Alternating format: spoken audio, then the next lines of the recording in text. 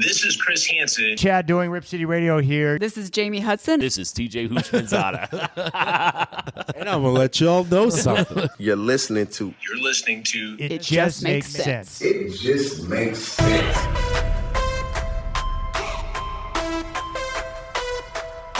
We are sports. We are nostalgia. We are pop culture. And we're funny sometimes. I think overall we're just a good time.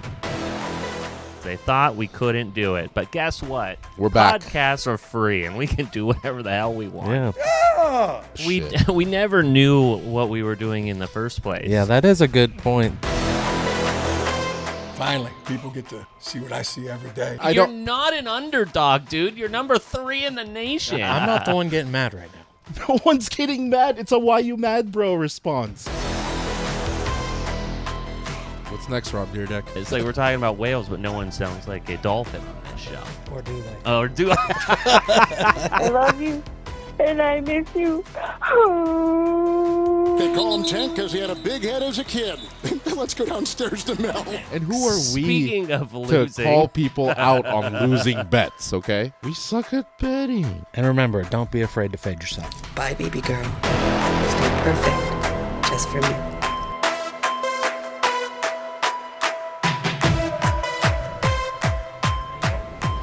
You want to mingle? Let's Force yourself. mingle. Do you think that that's what Are we Clay on? Thompson said to Jaden? What was that? Jaden McDaniels tonight? No, you're not allowed to start the podcast right now. Oh, because he's not president. No. The first thing you need to do to start this I'm starving. is to go on your Facebook and read, Oh God, what did you do? but you on have my to read it Facebook? out loud. What did you do to my Facebook tonight? Read your latest status update out loud. Since you haven't seen it. This was my first time in a paraplegic strip club. And when I tell you that place was crawling with pussy, you are such an asshole. That's funny. No, it's not. That's pretty good. It's Don't not delete it. funny. I'm deleting it immediately. What are you talking about? That's pretty funny. How do I delete these things? Move You the can't. trash. Son of a bitch. You don't find that funny? No, it's on my status. When did you do that? An Did it hour get any ago? likes? It got one of my old coworkers went. See? Shake my head. My family's on there. He hit you with the SMH? He hit me with an SMH. Yeah. He didn't even spell it out or nothing. You It's gotta very rude. admit that's pretty good. You're taking advantage of me. I'm starving. You gotta know better than to leave your shit up. I'm starving. Oh! Rules are rules. Come on. Come on. Come on. I'm starving. Seriously, guys. Make her kiss me. Come on. It landed on you. Jeez. Did not, sir. My God, hoes will be hoes. Get out. I mean, that was as cringeworthy. This was something that, I don't know if it came across my feed, but I very much remembered it. And this was like early YouTube era. And I feel like this was something that... It's not a Vine? No, it's not a Vine. But there's this like Screech-looking motherfucker who I remember this guy. posted this YouTube video to his girlfriend. He's a middle schooler. And it is as cringe as it gets. Everything's okay, I promise. I forgive you. It's okay, don't worry about it. Everything's gonna be okay. I love you. I love you so much. How you know he's middle schooler?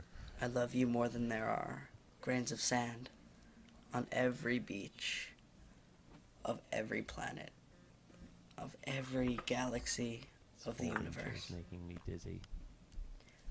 I need you in my life.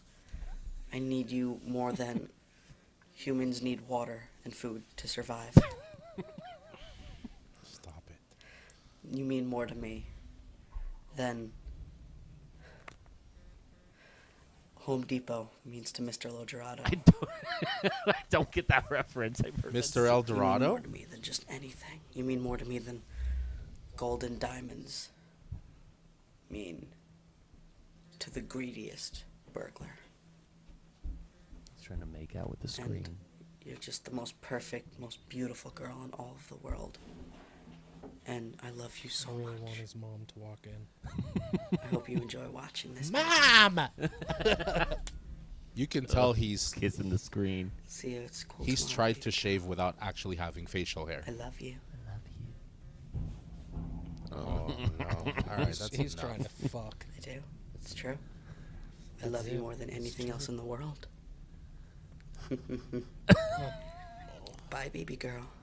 Stay perfect. Just for me. Active shooter alert. Active shooter alert. Oh no! Oh no! When did you guys create your first YouTube channel? I think actually like in college. Well, so like when I saw this, I was like, I wonder if Braxton was this type of a boyfriend in middle school. Not that bad. Not that bad. But I was pretty like. Why does that kid remind you of him? No, I'm just trying to think of like how like hard he would fall for a girl and the lengths that he would do to keep. I fell hard. Yeah. But I wasn't that cringy. But I was, I look back on my like dating in high school and more so in middle school probably, where I was just like, I love you. Yeah, you're the most beautiful girl in the world. But it wasn't in that sense. Like it would be like over text. Right. You know what I mean? Mm-hmm. Like a normal fucking person. Were you T9 texting? You were just like, I could do love. I could do it under the table. Yeah. Without looking. But a yeah, lot of things under the table. I looked at my old YouTube channel. Are you pointing it at me because you can't hear me very well? Your microphone?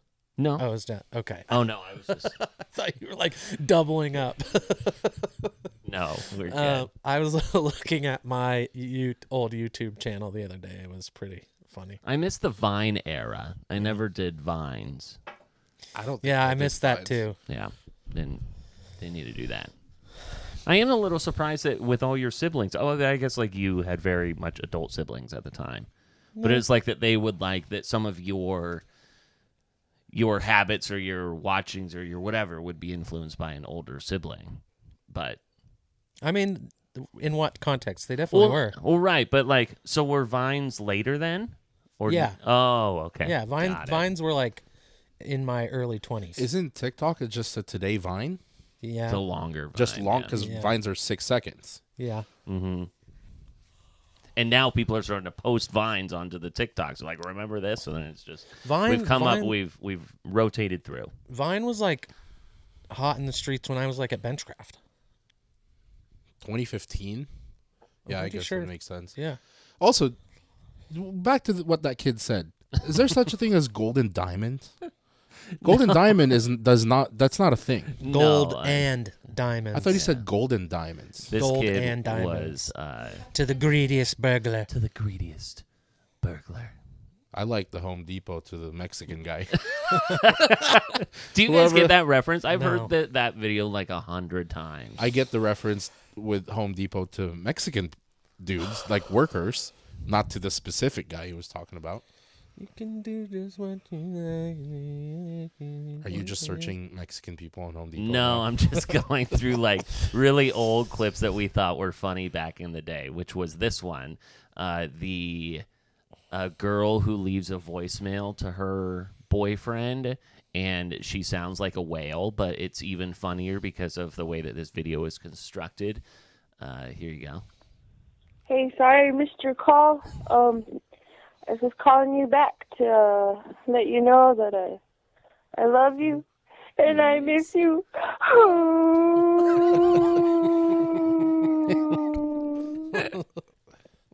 I really want you to call me back. All right, now think of And her I'm sorry as a I whale missed here. your phone call and that I know you're done. So when you get this, can you call me back? I love you and I miss you. How could you not take her back after that? I know. Hopefully she didn't look like a whale. Ooh, that's mean. Too mean. Can't do that. What's next, Rob Deerdeck? I know, yeah. It's like we're talking about whales, but no one sounds like a dolphin on this show. So, Or do they? or do I? Damn it! Fucking flipper. Now I'm gonna be so self-conscious about what I sound like. So, we had very good responses as it relates to our hypothetical last week when it comes to your liquid fingers. Got a lot of people commenting about that. And I have another hypothetical for you boys today. Ashley did say gas without watching it. Nice. And blood. Yeah, that was a weird one. She said blood because... Not to lose any, but to be able to, like, give blood. Right. And help without losing. Well, yeah, like, hopefully she has can give the universal blood. That was my question. Whatever it is. So, here is a new hypothetical for you guys, and it relates to paper clips in the FBI. To hide a paperclip. Hold on. You have 20 minutes to hide a paperclip before the FBI come to your house to come find the paperclip. Where are you hiding it?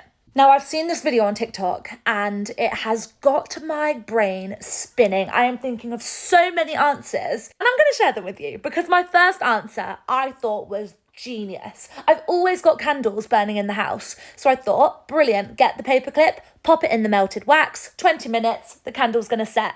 I go on to the comment section of the TikTok video. And what is the top liked comment? Put it in melted wax in a candle. So I'm thinking, if someone else has thought that, the FBI are going to be on it with the candles.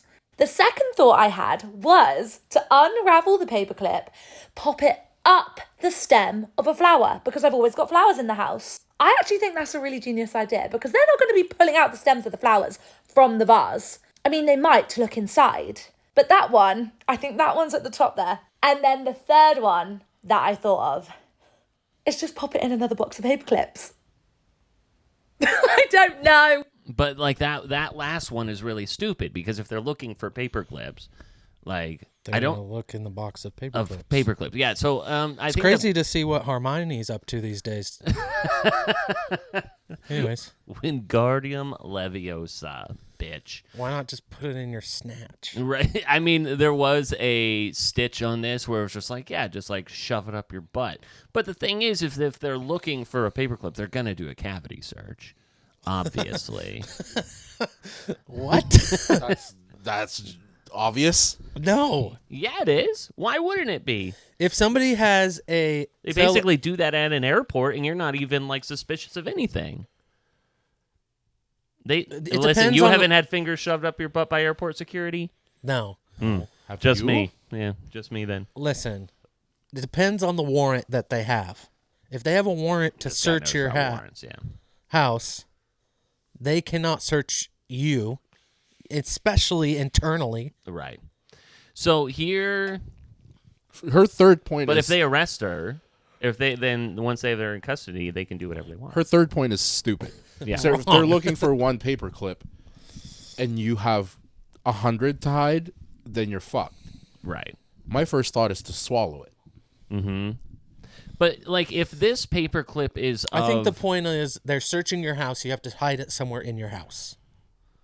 So you can't digest it. Yeah, I think that, like, the idea is not to digest it. It's, like, where you also, like, need it or whatever. So you can get it back. Right, you can get it back, and it's not going to, like, harm you or anything like that. Listen, this is easy. You take a faceplate off a light switch, put it behind the light switch, put the faceplate back on.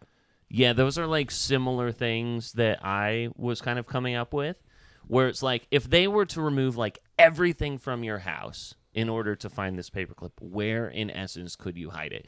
And for me, because I've had to sell a house before, they say like, oh, what can you take with you? You can basically take with you everything. If you turn the house upside down and everything falls out of it, that's what you take with you. There are certain things that you turn over and they don't fall out in theory, which is like a stove. So, like the warmer area underneath the stove, I would pull that out and I would tape it underneath the stove there, like the oven. Also, like the lining in your refrigerator, the rubbery. Definitely, yes. Just throw it in there. Yeah. She said you have 20 minutes, right? Yeah. So you know how people patch up holes in the walls? I would punch a hole through my wall. But that would be very obvious that you just patched a hole in your wall. Well, I would tape it inside, and then do the patch up job where you do the drywall and then you paint it in 20 minutes. I mean, we're talking about the smallest hole here. You tape it. You said you're gonna punch a hole. That's not a small. Yeah, like I mean, I'm gonna Kool-Aid Man a wall, and then I'm gonna stick that thing in there. A screwdriver. In 20 minutes, bingo, bango. Yeah, like create the smallest hole possible. You tape it inside, you drywall, you paint it, and then you're good. This man hires out every house project. Clearly. Do you know how long it takes to do anything with your house? Because then you realize you don't have all of the putty that you need. You gotta go to Home Depot. You gotta go back to the Home Depot. And then you end up with like $500 worth of stuff. Also, like inside your phone case. Right. 20 minutes, I can do it. I think the bigger question is like, why do you need to hide a paper clip? So that us fools can talk about it. It's probably one of those.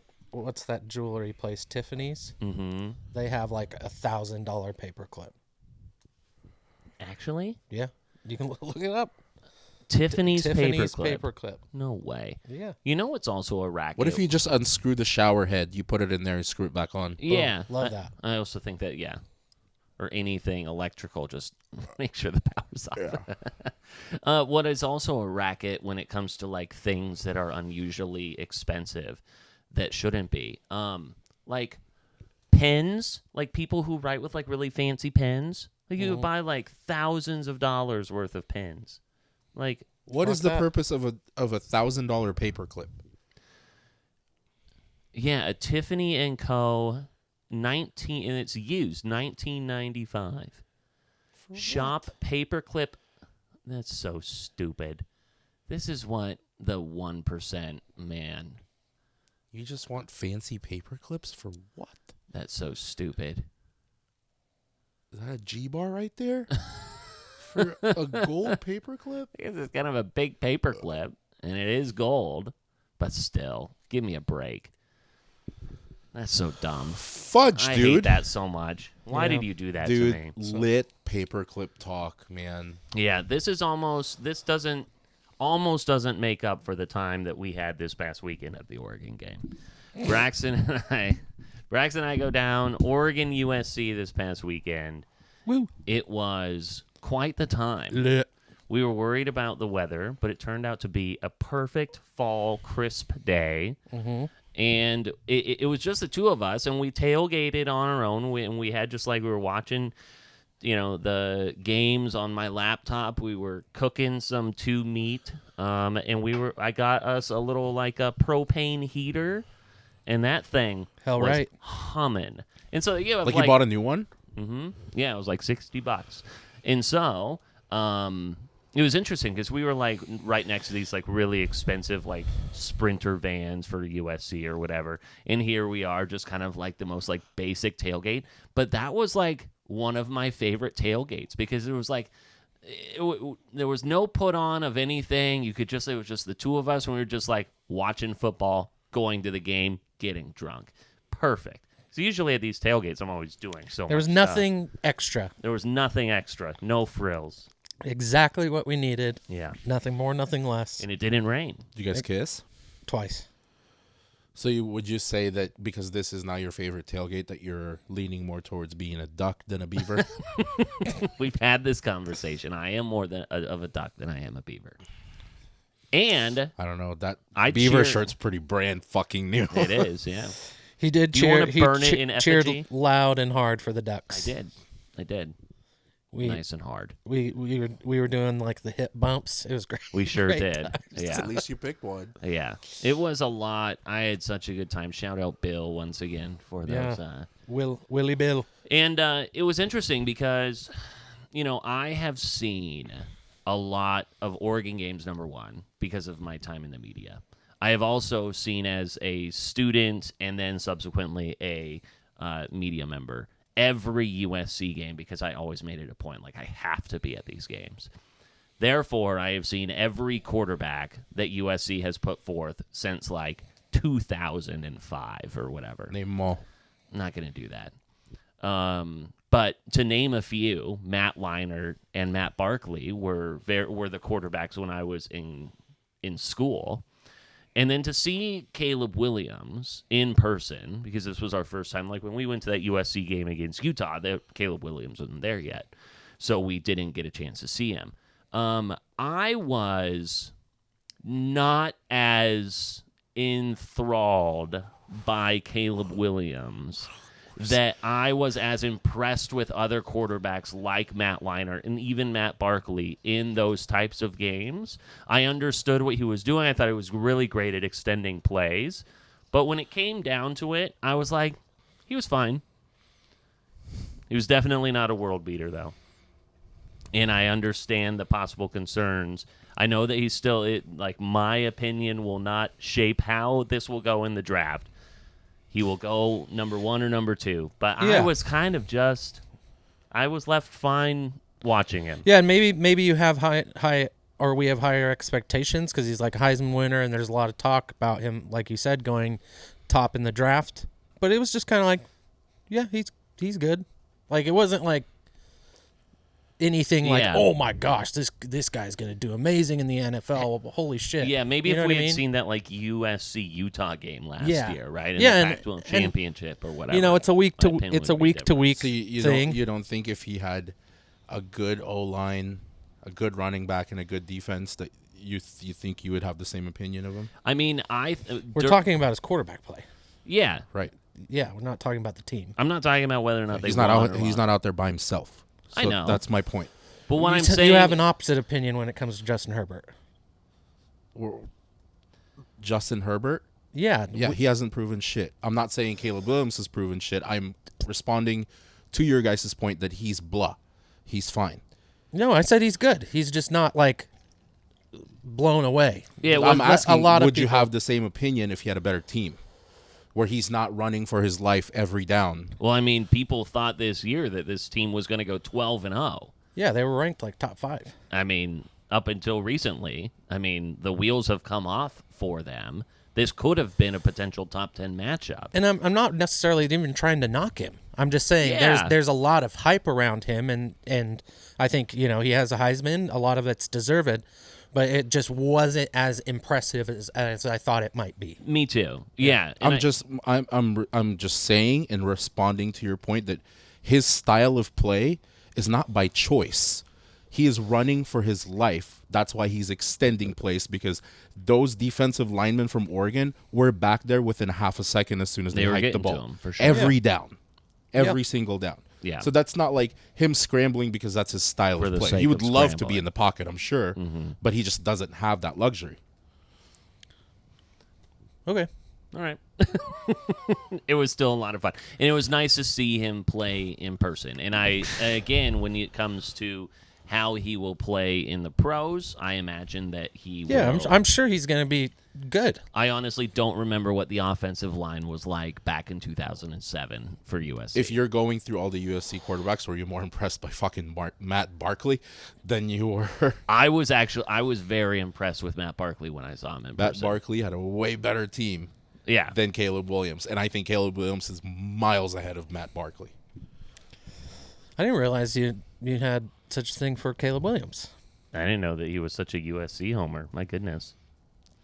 It's a typical prodding, and then someone responds, and you go, "Why you mad, bro?" Literally, how to describe him? That is him.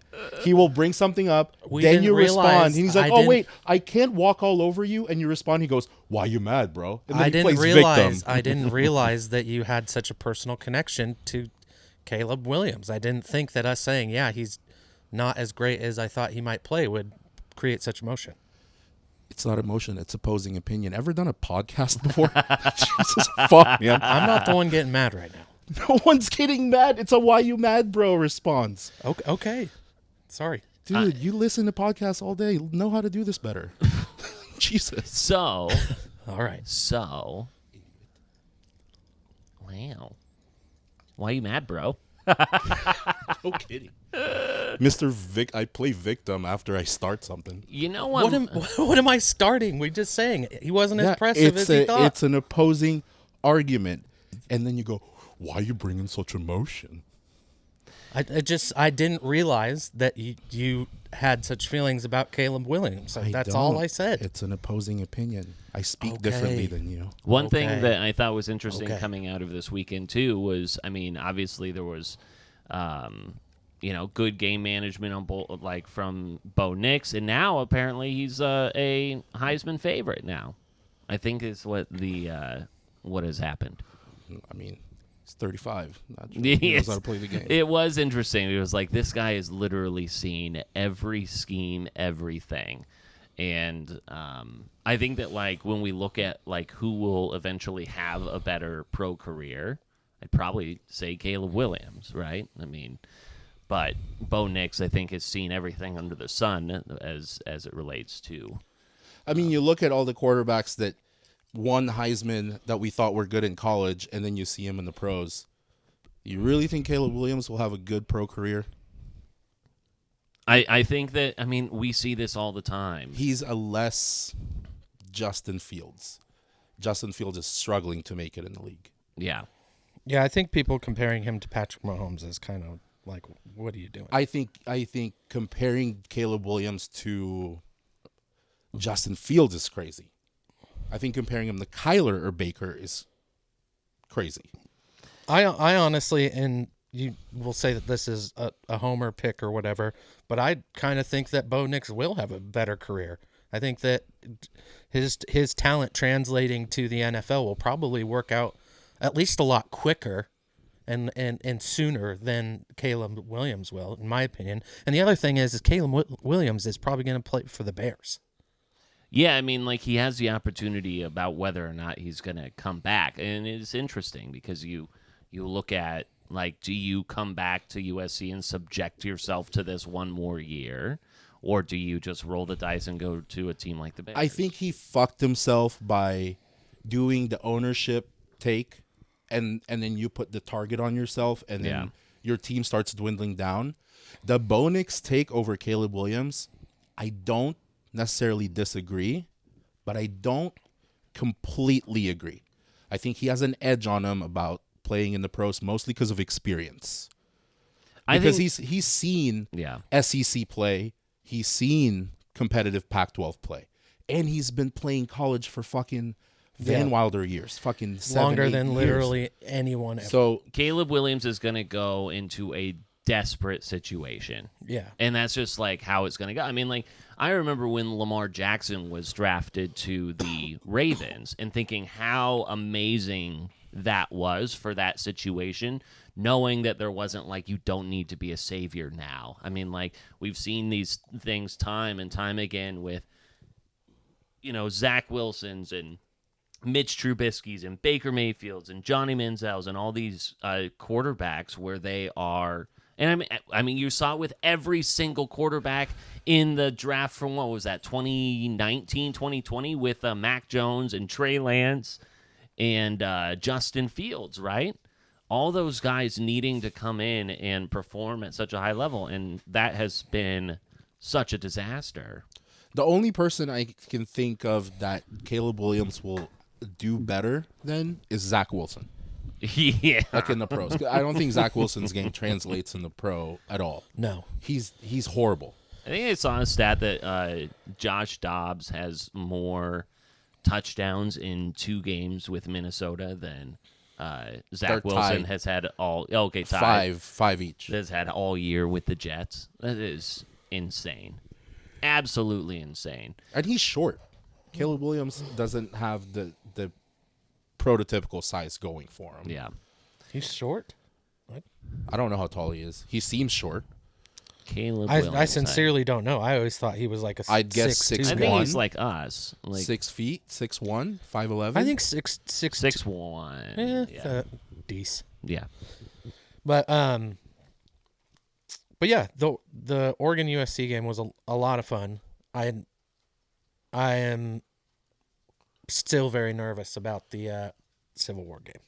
Yeah, and I think that like all has to, and we'll talk about the Oregon State and Washington game here coming up, where you have an Oregon State team that is favored at the moment, which we're still trying to figure out. Like, I know that, like, you know, these are two.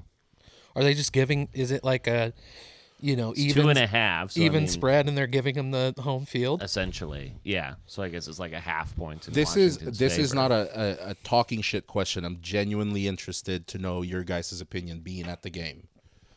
You have a high regard for Oregon's defense this season. Yeah. How do you feel about them giving up 27 to USC and winning by 9?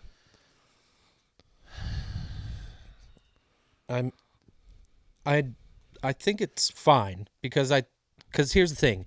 USC's strength is their offense. That's the only reason they've been kept in games at all this year is because they have a pretty good offense. Their offensive line definitely looked weak. The Oregon defense was getting through, like you said, to Caleb Williams almost every single play.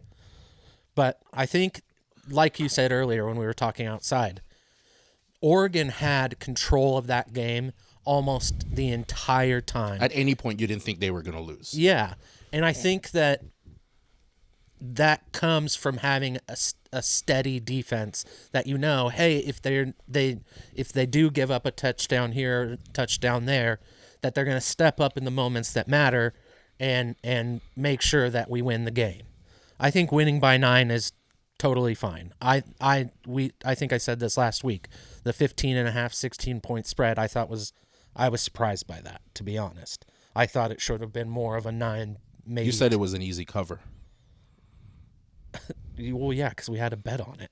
I'm trying to keep my confidence. Here's up. my point. Would you be concerned at all that they gave up 27, 1 by 9 on a 16-point spread to a team like USC, and then Oregon's in the playoffs, and they play a Michigan, an Ohio State, Right. which has a powerful offense and not a USC defense? I think that my biggest concern coming out of that 9 points was that Oregon did not finish that game strong. And, Agreed. you know, because they definitely should have won by the 16. Yeah, I mean, like at the start of the fourth quarter, it was 36-14. Yeah. I mean, like, you look at that, it's 22 points, right? So then, you know, you give up a touchdown 3 minutes later at the 11:27 mark, and then with 3:44 to go. And I don't know exactly who was playing at that time or whatever, but I mean, that's kind of what my biggest concern was like letting your foot off the gas towards the end. What else did it expose for Oregon that I mentioned like a couple weeks ago? Their secondary. Yeah, that game exposed their line and their front seven, like the linebackers and the linemen, are dominant, absolutely dominant. But their secondary got picked on. They threw to the same guy 7 times in a row in the third quarter. Brendan Rice. And whoever, 11, that was guarding him, they were picking on him all day. And then he threw to 10 like 3 times in a row. So Oregon secondary is kind of worrisome. Yeah, it's probably the weakest part of their defense. Caleb Williams, 19 for 34, 291 yards, and 1 touchdown. On the ground, USC just had 73 yards on 25 carries. So that's where it was at. Bo Nix on the other side. And Bucky went off. 412 yards. Yeah. Bucky, yeah. I mean, like, Bucky continues to be such a bright spot. And I bet for that them. stadium was fucking silent when he was when he was getting carried off of the fucking field. It was. There was a lot of nerves there. I And think then it was he the third comes quarter, he right? comes back and probably erupts. Yeah. You know, having Jordan James back there is nice, but like certainly He ain't no Bucky. Not a Bucky. Not the same. Not that. Makes me very proud to have that signed photo by Bucky. Yeah, absolutely. Big thanks to Miguel and Slappy there. Good old Bucky. What's his actual name? Bucky. Don't ask questions. Who knows? Before you look it up. Bucktholomew. The Bucky doesn't come from his first name. Buckwurst. I have no idea. What do you mean? It comes from his middle name? No, Bucky doesn't. It's not a nickname stemming from his first name. Yeah, his name is probably totally different. Yeah, it's on the photo. Marquise Bucky Irving. Marquise. Yeah. Oh, here's Marquise is not on that photo. I think it is. Is it? Yeah. I'm gonna have to go home and look. Let me see. I wasn't originally going to show this, but it was someone talking about Tank Dell. Is it Harrison? It's Harrison. Right. No, but why is he called Tank? Right. Tank Dell nickname. Let me see if I can pull this up here. Tank Dell is back. They call him Tank because he had a big head as a kid. Let's go downstairs to Mel. He just lost it. And you know that he was probably just handed a piece of paper by a producer to read that. Read this. And he's like learning on the fly what he's actually reading. They call him Tank because he had a big head as a kid. Let's go downstairs to Mel. That's like that reporter laughing at crispy bacon. Right. And just losing it. Okay, before we move on from college, I want to know if Oregon State, who's currently ranked 11th. 10. I thought you said 11 earlier. Oregon State is 11. Oh, maybe I was looking at the... So they were went from 10 12 in an AP or a coach's poll. That's probably... So they went from 12 to 11. If they beat Washington at home, they're going top 10. They have to be top 10, beating a number 5 undefeated team. Mm-hmm. Yeah. What does the ranking look like? Your prediction. Oregon State beats UW. Assuming the Ducks beat Arizona State. What is the top 10? What does the top 6 plus Oregon State look like? I mean, you would think that Oregon State would move up to at least like 9. They'd have to be the top 2-loss team. Right, if they're not already. Because after we are, what is this, week 12, we're at number 1, Georgia, number 2, Ohio State, 3, Michigan, 4, Florida State, 5, Washington, 6, Oregon, 7, Texas, 8, Alabama, 9, Missouri, 10, Louisville, and then 11, Oregon State. So they're jumping those 2. Probably, yeah. I mean, and I think, correct me, I feel like Missouri has a tough game this week. Is that right? Oh, no, they're playing Florida. But, I mean, and then Louisville's Wait, so Washington and Oregon moved down? No, they stayed the same. They stayed the same. I thought 5 they were and 6. 5-6. They are 5-6. They are 5-6. Oh, I thought you said 6-7. No. Okay, my bad. Texas, Alabama are the top. Texas, Alabama, Oregon are the top 1-loss teams. It goes Oregon, Texas, Alabama. Top 1-loss teams. Oregon State wins. Obviously, they'll jump Missouri and Louisville. Yeah, that would be in Where Missouri. does Oregon jump Washington?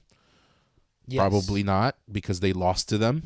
No, they would absolutely. Yeah, they would absolutely. I mean, if you look at the odds, Oregon is minus money to make the playoff, and Washington is plus money. So would UW have an argument like we beat them? It's time of the year. It's time of the year for and, sure. and I mean, like, if they play each other again in the Pac-12 championship, then obviously they wouldn't have an argument at all. Yeah. So what about this? SEC championship as it stands is Georgia, Alabama. Most people are sick of seeing both. Georgia's won. This is, for Alabama standards, a down year. Who would you rather see win? Right, because I think who would you rather see win and go to the playoff? Or, like, would then both be in the playoff and then we get Georgia, Ohio State, Michigan, Both out of the Alabama, right? Like, what happens there? How far, what do they give Alabama? How much flexibility do they give them? Do they move them up super high for winning the SEC championship and having one loss? Do they jump everyone? Well, I mean, their one loss came to then number 11, Texas, and Texas is way up there as well. Right. So, yeah, I mean, you're looking at a possible just like crazy scenario to where all things could go Oregon's way, but or completely against Oregon. Right. No, what I'm saying is like all things could go their way and they still are left out because of what happens with the SEC. I can see them fucking everyone over and moving Alabama up there. I think it will be dependent on how those games go. I mean, I think that like if Georgia is a number 1 team and they lose by 2 scores to Alabama, do you kick Georgia out? If you lose by 2 scores, you might have to. Do you look at strength of schedule? The fact that Georgia's barely won some of their games? But I mean, look at the Pac-12 schedule this year.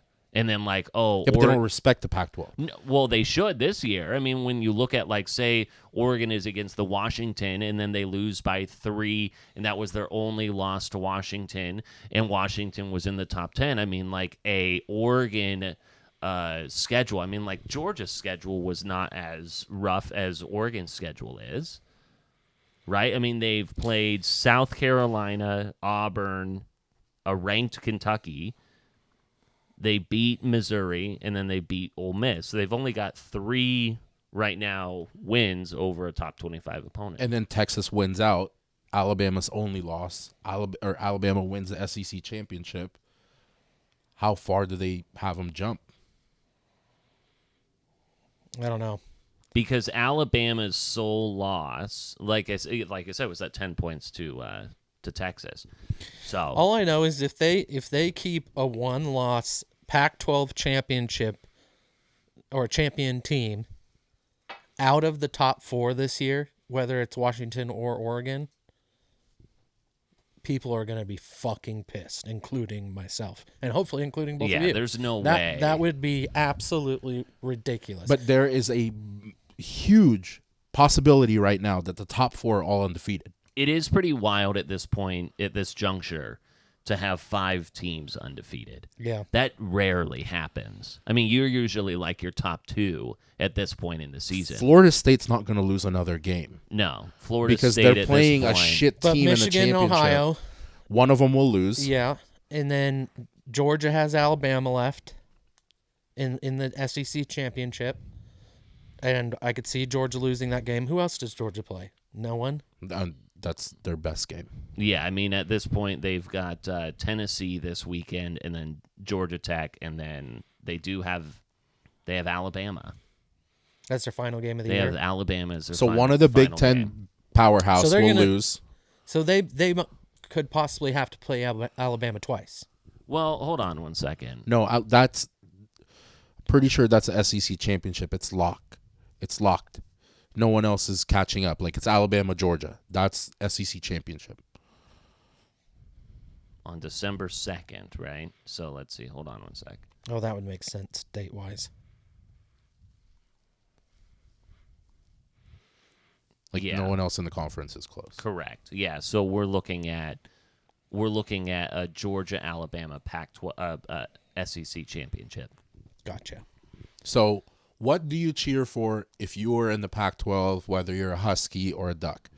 You want Georgia to beat Alabama because pending crazy shit, Georgia stays. Alabama's not going to make a huge jump. No way. Yeah, they're not going to jump over them. Or over the other ones. Like, they're not going to jump over Texas because they lost to them. Mm-hmm. So you're cheering for Georgia in the SEC championship. Florida State's not going to lose another game because they'll probably play a shitty Clemson team in the ACC championship. Yeah. One of the Big Ten teams will lose. But will that be enough to bounce them out of the top 4? Depends on the game. And the only outside looking in undefeated team is Washington, should they stay undefeated. Because technically, if they stay undefeated, they should take over the one-loss Big Ten team. That should switch. I mean, yeah, if you end up with 4 teams that are undefeated, absolutely. Yeah. You have to take all 4. You would have to take all 4 undefeateds. If you take a loser of a Big Ten, well, actually, like, you wouldn't even have a loser of a Big Ten championship game because only one of those could go to the Big Ten championship. Yeah. So Michigan, Ohio State are in the same division. So who is the absolute biggest spoiler for Pac-12 right now? Oregon State. The fucking Beavers. Yeah. They're playing spoiler in all angles. They could spoil Washington's run. They could spoil Oregon's run. Because they spoil either one or both, and then Oregon and Washington play each other in the Pac-12 championship. They're both fucked. It is so weird that College Gameday is at James Madison this weekend. And I think that I'm struggling to figure it out. And people absolutely rip the decision to not have that game at Oregon State, Washington, especially at the fact that that's like ABC's primetime game. Like Kirk Herbstreit's going to be at James Madison that morning. Where is James Madison? I don't even know at this point. I think it's in Virginia. Gosh, he's going to have to come. James Madison University is in Harrisburg, Virginia.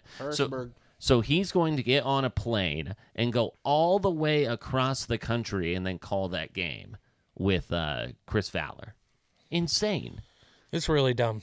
And maybe it's just because they think that they would have a better showing or something. And maybe it has something to do with the fact that Oregon State doesn't have a conference next year. Maybe there was some kind of pressure about. I think that gives you more reason Right. to go to that game because this is probably one of the last times it's going to happen. Definitely the last time these two teams are going to match up weird. where it has as much importance.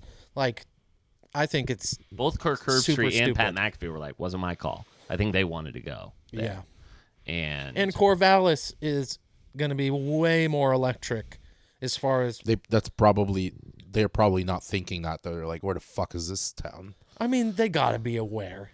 they haven't been there since like 2010. It's James Madison, for God's sake. I think That's that maybe weird. they're just trying to throw a bone to like a smaller school, like James Madison. Which is finally fine, D1 but do that in football, week but- fucking 2. Yeah, do that early. You can't do that now. And maybe it's just because they think that maybe Oregon State would be a game day. I don't know. I mean, there's a Phil Knight said, you're not allowed to go to Corvallis. Maybe. You're going to Oregon, you're coming to Eugene.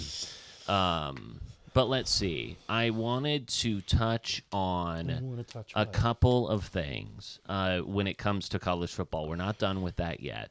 Is Jimbo Fisher fired after going 45-25 as coach, despite winning 51-10 that last weekend. Pretty savage move by the boosters, who at halftime held a big check of $160 million as a donation to the athletics department.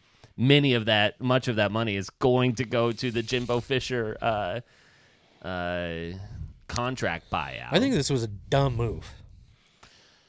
It's dumb, but that fan base and that booster is the Dallas Cowboys of college football. Yeah. Like, not a lot of success in the recent years, but they have a lot of fucking power. Yeah. And it's just like, it's not good enough. Like, Yeah. nothing's ever good enough for them. But it's not any worse than what they've had historically. Right. You know what I mean? They have always kind of been a 10-win team. Exactly. And let me get back to that because I want to put some numbers in perspective because this will all kind of tie in as well. Okay. Is that so Jimbo Fisher getting paid not to coach at Texas A&M will make more money not coaching than Jameis Winston, his former quarterback at Florida State, has made in his entire NFL career. So that is just one tidbit to put in perspective of how much Jimbo Fisher is making. Next, you have his first job as a coach was $20,000, and that was his first paying job at Samford University as the offensive coordinator in 1991. Samford and Sons? He will get paid $26,301 per day over the next 8 years to not coach at Texas A&M. This buyout of $75 million is by far the most, the biggest payout ever. And so then they have to, within the first 60 days, pay him $19.4 million. Within the first 120 days, an additional $7.2. And then from 2025 to 2031, we'll get another $7.27 million to not do anything. And within all Sign of me this up. is not, he doesn't have a clause where he could go and get another job now, and they don't have to lower that amount. So he can double dip. the thing I hate about all this is people are talking about Dan Lanning. Yeah, and so it's interesting because, keep your muggy paws off. He says there's zero chance that anything else is going to happen. But it's interesting because, like, this is what they all say, right? Here are the last, 2 or 3 coaches here at the University of Oregon. We keep asking and fans keep wondering because there's never been a definitive yes or no from you. So will you be the coach here next year? Can you say that? Why wouldn't I be? I'm a football coach. I mean, you guys act like you're trying to get me out of here or something. I'm like, I thought we were better than that. Why wouldn't I be? Correct with the He didn't say no. Mario, much of the hours leading up to the game was spent on reports regarding your future. Do you intend to sign a contract extension at Oregon, or will you accept the Miami job if offered? Yeah, I don't know what you're into. When you say someone's offered, I haven't talked to anybody. So let's not create narratives, okay, as we sit here in this press conference. So Oregon is working on some stuff for me, and that's what I have right now. And that's the extent of that conversation. That everybody else wants, that's because of what our players, our coaches, the support that exists here at Oregon have created. I think I've been really, really clear here since day one. Everything I want exists right here. I'm not going anywhere. There's zero chance that I would be coaching somewhere else. I've got unfinished business here. There's a lot that I want to accomplish. There's a big difference between those 3 responses. The first 2 did not say no. What is this his second year? This is his second year. And so, again, Kevin Sumlin was, I think 47-25 when he was fired. Mm-hmm. Jimbo Fisher, 45-25. There is no chance that I would be taking that job if you have such a nice situation at a place like Oregon who's just this is great. Yeah. If you win 10-11 every year, I'm not saying that Oregon is complacent. I'm just saying that they don't have the people, the pressure behind you that says, oh, you win 70% of your games, not good enough in one of the strongest conferences, if not the strongest. I said when Lanning went to Oregon, he's gone in 3. When he first signed in the coach at Oregon, I said he's gone in 3, and I still believe that he will leave after 3 years. And so this kind of ties back to the whole thing where I said this is all going to tie back in. Yeah. Which is the grass going to be greener? No. For certain teams, Texas A&M being one of them. Yes, they had a great recruiting class. They didn't do anything with it. NIL is a thing. We are just seeing this about what Penn State has done. James Franklin is 4-16 against top 25 opponents. I think that's the correct stat. And he's or maybe that's against Ohio State and Michigan. Yeah, so he's 4-16. But the thing is that you're winning 10 games every year. If you're going to get rid of those guys, aren't you just kind of fine with that? Is that so wrong? We're seeing that all the time. I mean, Chip Kelly is going to find his way out the door this year. In his last 25 games or 35 games, he's 23-12. That's not terrible. No. But, I mean, is the grass always greener? And if you're a head coach, like a Dan Lanning, who sees that type of a pressure that these types of schools, Auburn did the same thing with Gus Malzahn. All these guys where you go, you're done. I don't think it's crazy for us to think or even grasp the idea that the people in charge, the school, the university, the boosters and all that shit and the fans, they don't think that far ahead. They're not having these conversations going, is the grass really greener? Can we do better? It's just, it failed, change of scenery. It's a quick... Sounds like something I'd say. It's a quick decision, and it's not a logical decision. I agree. I guess I'm thinking more on the coach's end. Is the grass greener for a Dan Lanning at Texas A&M? And I think no.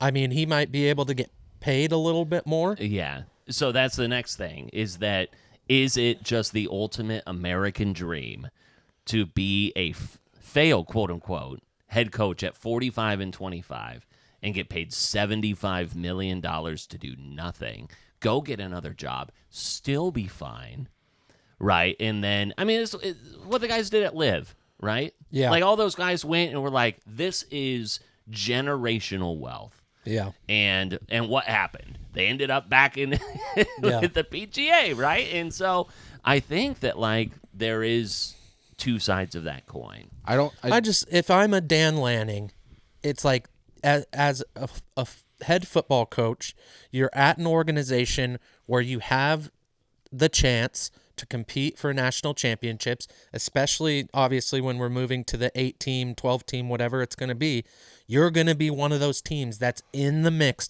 every single year. You have a huge support system at Oregon. You're Nike USA. Like it's easy to recruit people there. Like if I were him, I'd be like, fuck going to Texas A&M. Fuck all that pressure from the boosters, having all those people that their opinions matter so much where they can just pool their money together and say, get the fuck out. Why in the world would you want to do that? That same reason is why I think they're attracted to go back there. Because I think we have a different view of what Oregon offers, the Nike and the program and the recruits. But we can all agree that if we're talking about tailgates, for example, it's just a completely different world in that side of the country for football. That's why I believe people like Dan Lanning are never a given stay, a guaranteed stay at a place like Oregon, because but it's not like he's tailgating. Like, what do you mean by that? I mean, the football world is different. I'm using tailgate as an example. Like West Coast and Southern football is just a different... It's religion. It's a different beast. So when you're looking at the SEC and you look at an Auburn team who's 6-4, you look at an A&M team who's average, you look at all of this, these are teams that are going to move on because they don't have the patience to, push out 6, 7, 8, 9, 10 wins. That's why there's always an opening for people like him, and they're always attracted to go back to where they came from. Yeah, but I think that like the NIL... I'm not saying it's right. Yeah, NIL has changed a lot of things where you can recruit those types of guys to get up here. Yeah, and he's shown that. Right, exactly. He is under contract, Dan Lanning is, through 2028. Around $7 million annually is what he is getting paid. If he elects to leave, we'll owe approximately $20 million. And the thing is like, Oregon is an easy school to coach for in the sense that I think you're talking about, Miguel. Oregon fans will love him. Probably no matter what. As long as he keeps winning 8 or more games a year, they're going to be pretty pleased with what he's doing. But the fact of the matter is if he can pull out a national championship at this school with any team, he will be carved in stone at this place. Yeah. He will be forever loved.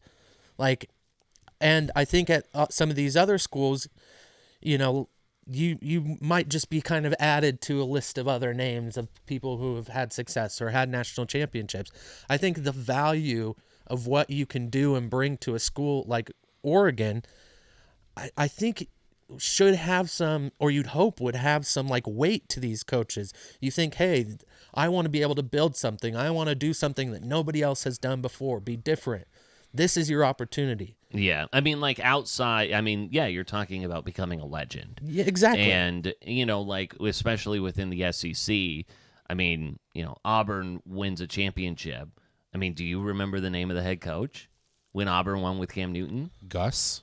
No, he was the offensive coordinator. Yeah, I don't know. Gene Chizik was the head coach then. But they're not necessarily going to be naming the field after Gene Chizik. They're not going to be putting up a statue. Dan Lanning will be immortalized if he won a national championship. I'm just saying at that Oregon. same lower expectation at Oregon could be like a driving force for him to want.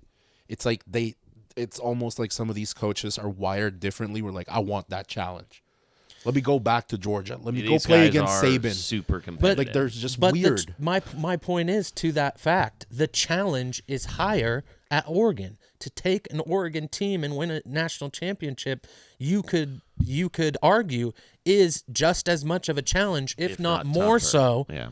Than going to a Texas A&M or a Georgia or wherever and winning a championship with that school. So if you have that mindset of, I want to take on the challenge, I want to show people... Stay at Oregon. Then you'd stay at Oregon, in my opinion. Albeit they will be next year in a Big Ten, and, that changes the landscape a little bit. Yeah, and also that kind of scheduling feeds more into that. It's like now we have more of a challenge to prove that we can... hang with these big conferences. We're not going to be considered quote unquote West Coast football anymore. We play with the Midwestern guys. So I don't know. That's kind of my thoughts on it, but I know money talks, and if they're offering you however ungodly much, do what's right for you, man. But God, I feel like Dan Lanning is doing something pretty fucking awesome. I mean, it would be devastating for Oregon fans for him to leave. I can just see him as the type of guy that's like, I have a chance to play against my old team, against a Georgia, and it's like nothing else would matter in his brain than I get to play against Kirby. I get to go back and prove something. Nick Saban might and it be might on not, his not way necessarily out. mean as much, like you said, but it's like I get to play against Saban. I get to play against Kirby. I definitely think that there are both sides of the coin for a person to I'm not saying consider. it's right, but it's just like some of them are wired differently. Play him in the playoffs. Come on. Yeah, beat him in the Look playoffs. You have your chance to play Mario him then. didn't have bad Oregon teams, and he was just didn't have getting great started. ones either. But he was just getting started. He was such a good recruiter. But what pulled him is, well, I Alma played at Miami. Yeah. I want to see.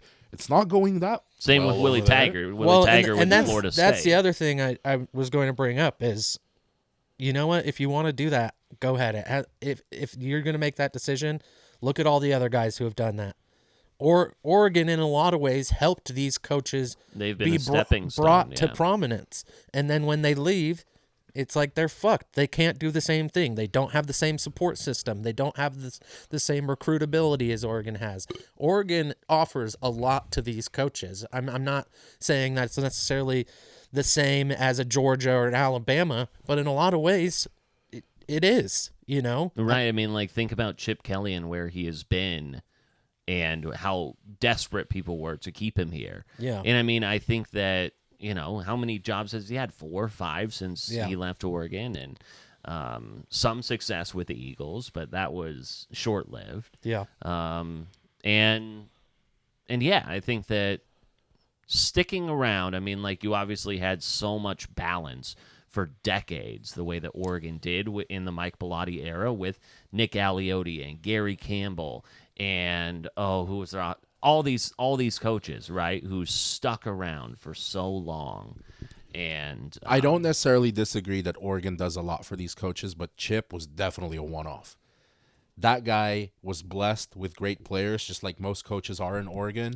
But what Chip created at Oregon, yeah, it was all the scheme. He just did something that nobody'd ever done before. He got something trending. Yeah. Before anyone even knew it or caught on, and he had the right personnel to do it, and no one could fucking stop him. Yeah.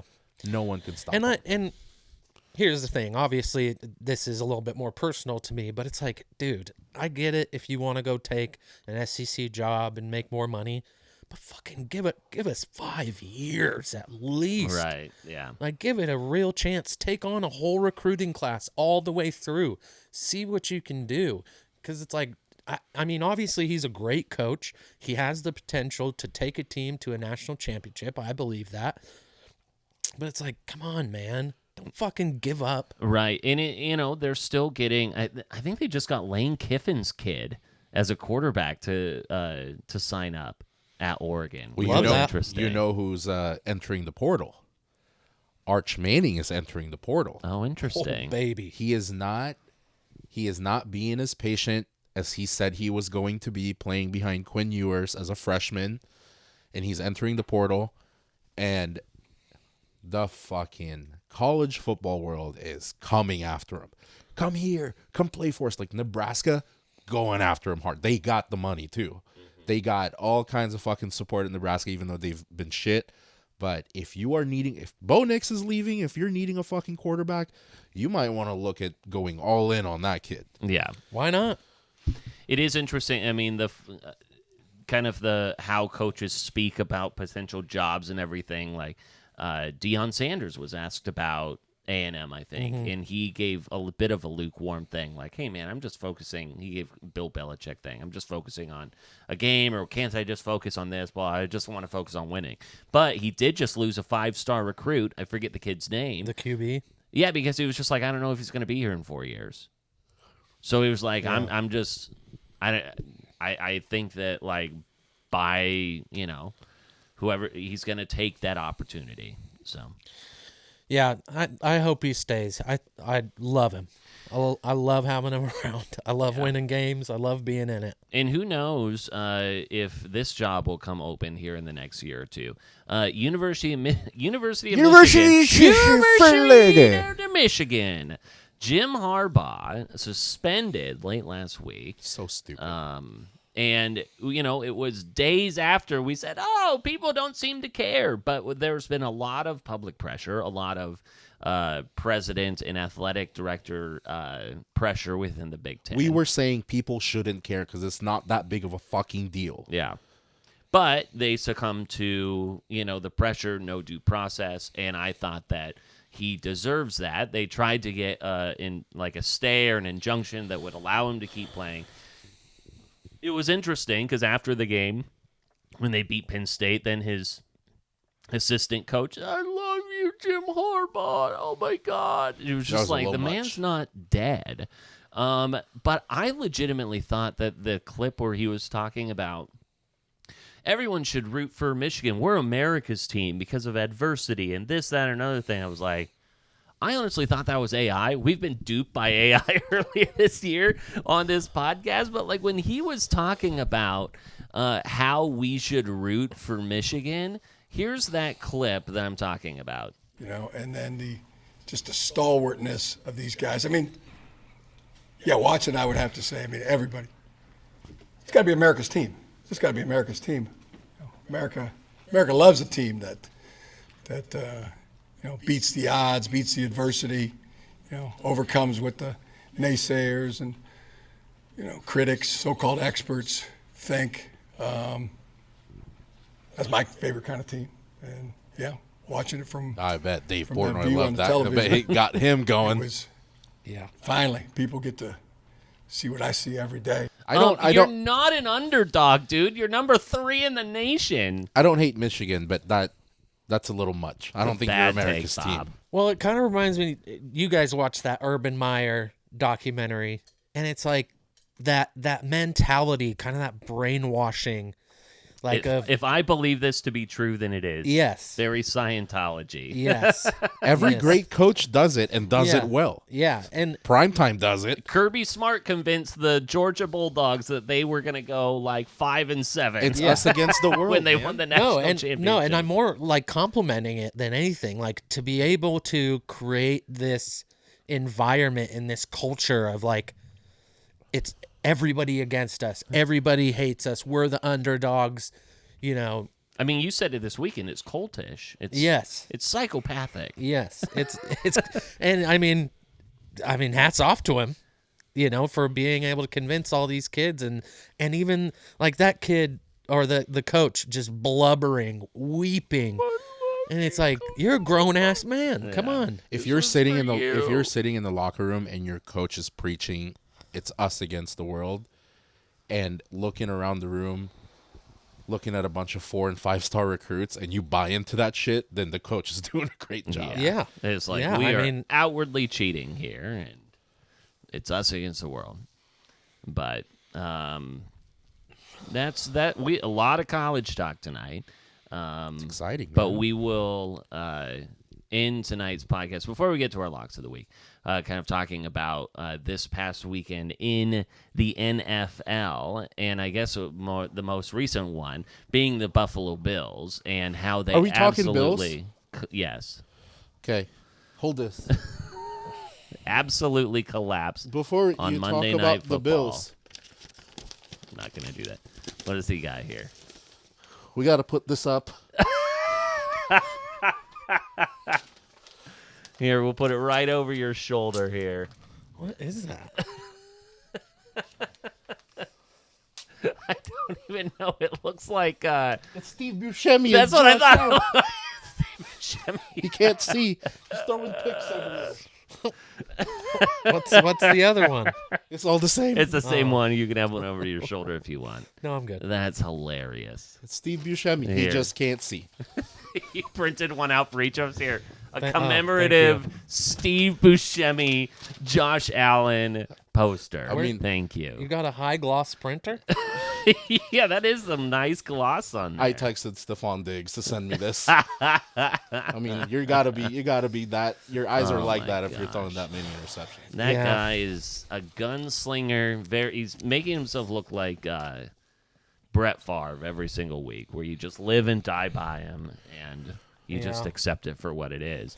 Honestly, and I know Miguel was hot last night. has a lot to say about this. I've been consistent since the beginning of the season. Yeah. I've seen the decline. I've not been a fan. Yeah, not denying that at all.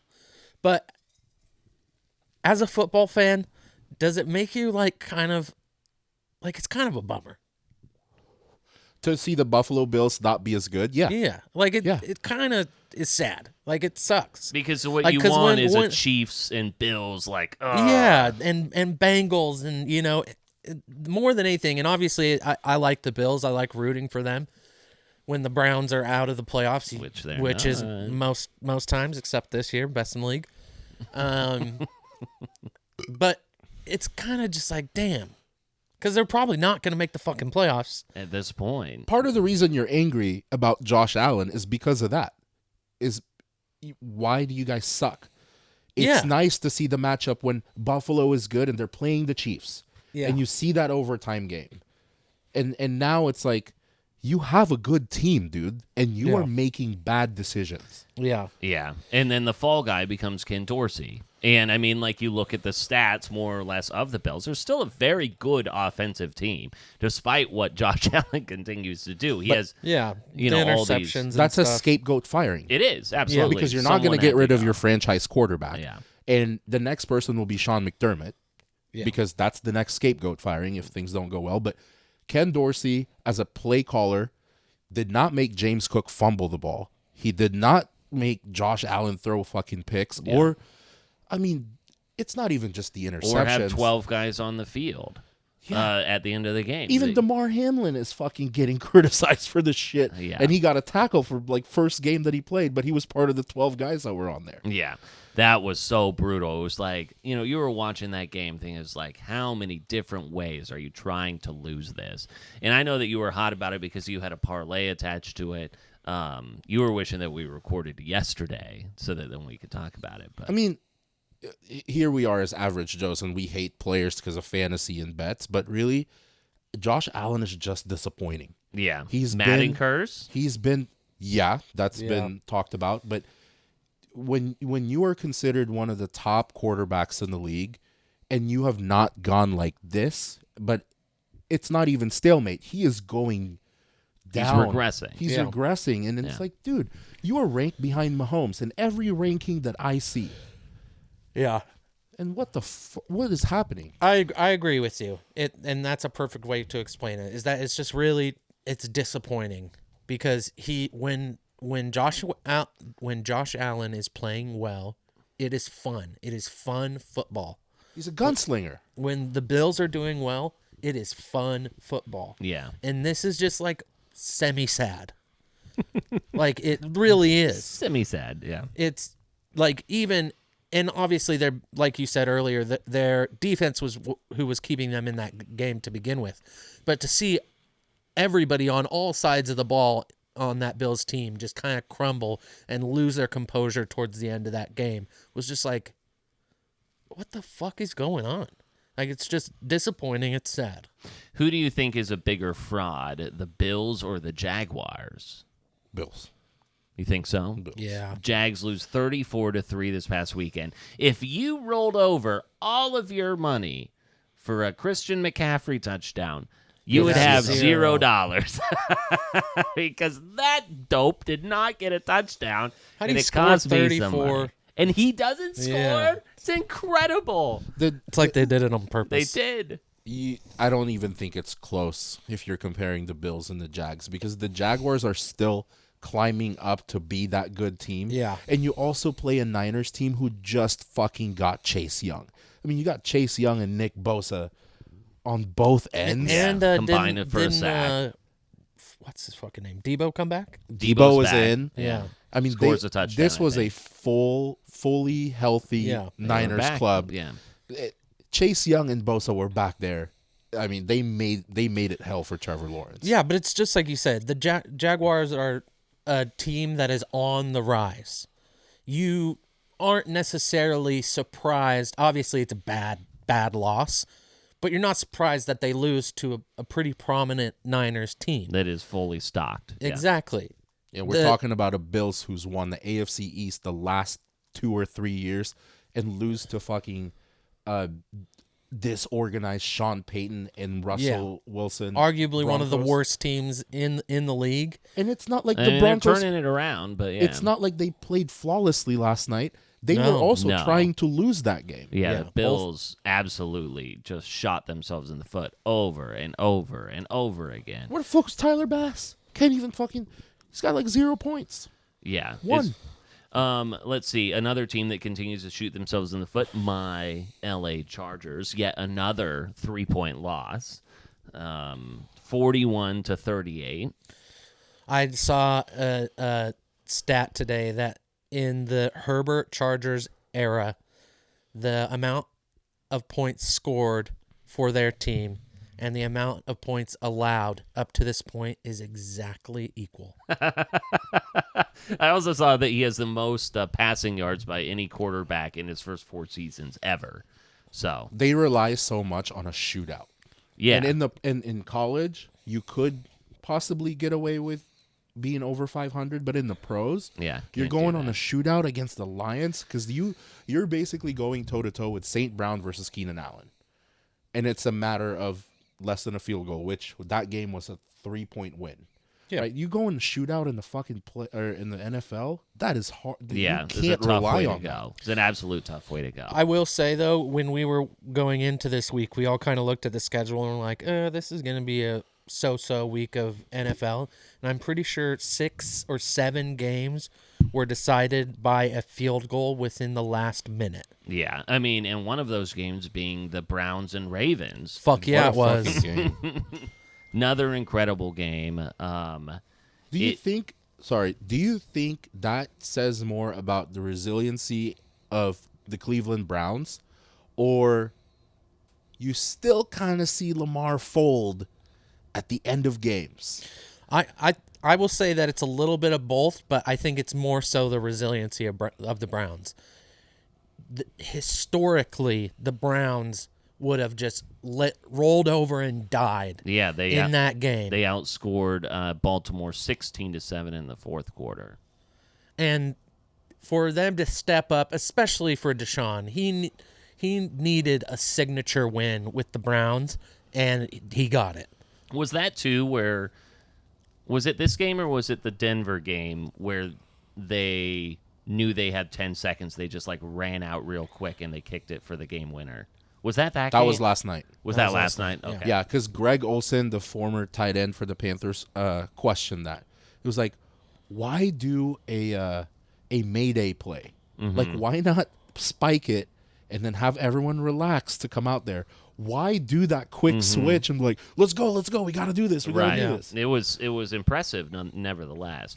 But yeah, I mean, like the Browns. I mean, you look at just that whole division. I mean, like the Browns at 6-3, the Ravens at 7-3, the Bengals at 5-4, I believe, is where they're at now. Yeah, we'll talk about that one because that was the thing that killed our locks of the week this week. Surprise, surprise, we lost our locks of the week. But I thought after a huge week where CJ Stroud balls out, takes them back to win in a comeback game at home, that maybe you would fall back down to earth a little bit. You got the Bengals who were playing very well. They're at home. And then they lose that game. And you did have T. Higgins and Jamar Chase, who didn't play, practice the whole week, whatever. Still very annoying. But gosh, if you were looking for some great offense from quarterbacks in that game. Higgins and Chase didn't play that game? They did. It was just they didn't practice leading up. So, obviously Jamar Chase had that really hard fall. I think it was on Monday Night Football last week. Or, the week prior. Yeah, I don't think it's quite the same yet, but I feel like the Bengals are also kind of falling into this similar trend as the Bills. It's starting to get disappointing / sad. A little bit, yeah, because you're just kind of like, I know what you're capable of. You've shown it. Yes. And, like, obviously, like, they also have, like, a bit of a ticking clock with all of their cap stuff, too, similar to the Bills. Yeah. Where you just go, darn, like, your window here is going to be small unless you do some, like, very savvy cap The things. Bengals started off really slow, though, this season with injuries, and then they started winning when Burrow was back. Right. I think able the to move. Bengals-Texans game, it doesn't say that much about the Bengals. More so, it says a lot more about the Texans. And more specifically, CJ Stroud. Yeah. My It was goodness. Stroud and Texans. I don't think it really shows like a Bengals decline because they have been on a roll. They lost that game, but they battled in that game. Yeah, I mean, they still put up, 30 or 27 points, 37 points? That What was just it? a well-played game. That was a back and forth, and Stroud just came out on top. Yeah, just coming out on top. Couple of brutal games this week. Obviously, Sunday night football between the Raiders and Jets, and Thursday night football.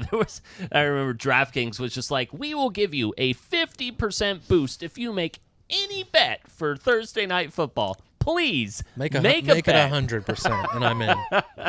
I didn't even watch that game.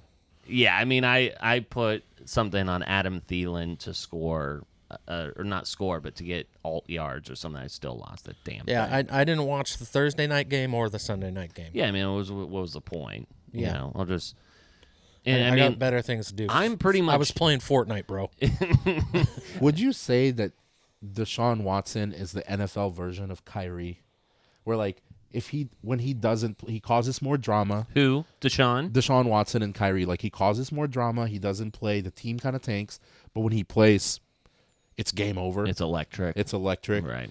He's kind of like the Kyrie of the NFL. I mean, like maybe on like a 1/10th level. I think that Kyrie is way. Yeah, not Kyrie. completely. I'm just saying, like, as far as play on the field, like the skill, like when he's on there and he's locked in. Yeah, I mean, they're hard to beat. But when he's not on the field, not necessarily comparing like the off the court shit, but when he's playing, they're hard to beat. When he's not playing, it's like, dude, what the fuck are you doing? Like, you should be on the field. Well, I mean, Deshaun was like legitimately injured, but I get what you're saying. I do like agree. the random shit. Yes. Okay, let's do our fucking locks so we can lose again. Dude, we're 300 in. Yeah, we got to win. We've got. This is gonna be our 10th parlay on week 11, and we're about to be $300 in total. So we gotta start upping the odds. More money. I mean, let's try to make. It's not what we're doing is not working. Let's try to make fucking 300 back. Let's make sure it returns $300. How about that? Minimum. We're trying to get 300 minimum. Let's make it all back in one play. Okay, I'll take the Raiders plus 490 over the Dolphins. Ooh. Would you take the Giants plus 10 against the Commanders? Fuck no. Really? Not even with Tommy DeVito? With DeVito is getting his mom. What was the score last week? 49-17 or something. Yeah, no chance. What about Tampa? 11.5 to San Francisco. I'd be more comfortable with that, but no thanks. Or then we have the Bills -7 versus the Jets. I'm never betting on the Bills. Yeah, again. we should stay away from that. I mean, our first over-under hit last week. Yeah, so that might be easily. something we could look at. Yeah, trending. Right. So we have the Eagles Chiefs 45.5. Yeah, I was looking at that. That could be an interesting one. I am interested in the Vikings at +2 or +110 on the money line. That was my pick. Was it? I was going to pick Vikings money line against the Broncos. Do you want to lock that in? Yeah. Okay. +110 against the Broncos. I'm going plus money. We got to make some money back. Fuck. Should I take the Bengals? On Thursday night? Yeah. See, the benefit to that is if we lose it, we can rebet. You know it right away on Thursday, You know so it just right put away. another one in. But why not give ourselves hope? I think that I will take the over 45.5 for the Eagles and Chiefs. Unless you want that. And then I can find something else. Your Browns, well, Browns -4, but they are playing the Steelers, and the Steelers are a bit of a tough go. Bengals are great plus money. Houston -192 is not bad on the money line. I kind of want to take the Bengals money line. I'm not opposed to that. I think that's a great play. Do it, bitch. Bengals money line at +164. We're 2+ money Do in. it, bitch. Do it, bitch. Do we want to throw in a fourth one on this Texans bit? The Texans at -192 doesn't feel bad. But you do have Kyler back. But the Cardinals did not look horrible on Sunday with Kyler there. No, they didn't. So right now we have Vikings +110 against the Broncos, at the Broncos, over 45.5 for the Eagles and Chiefs at -110, and the Bengals money line over the Ravens on Thursday Night Football +164. So we have 2 straight ups and an over. 2 straight ups and an over at +958. Yeah, that $30 will return $317. I'm in. Yeah, do that. Sign in, place the bet. Let's make the fucking money back. Let's do it, baby. And if not, then I will put you in a chokehold. Like whoever ruins the bet gets a Draymond Green chokehold. We'll be $17 up. Yeah. Hey, Josh, thanks for joining us. Thanks. Kiss him. Just a nice little smooch. Nice little, just. Which way? You want to preview next week? We have a special guest next week. Yeah. Oh, tune in. Listen, announce who we have next week on the pod ahead of Oregon and Oregon State. Friend of the pod. Former Oregon State player. Are you? Let me throw like Josh Allen first. Stephon Diggs over there. Caleb Smith. Caleb Smith will be back on the pod. When we had 4 people on this couch before, but Matt Barker was a lot smaller of an individual. Yeah, you going? Actually, who do I want next to me? Probably me, because Caleb is a scary individual. Yeah, and probably less aware of his size. If I had to imagine, we'll be bull in a China bumping shop. uglies. Yeah. What do you call Jesse's dog, Mac? What kind of breed is he? The Swiss Mountain Dog? That's Caleb. Yeah. And he thinks he's a pup. Just swinging. Just a Thanksgiving table-sized dog. Ooh. Human being. Bear paws.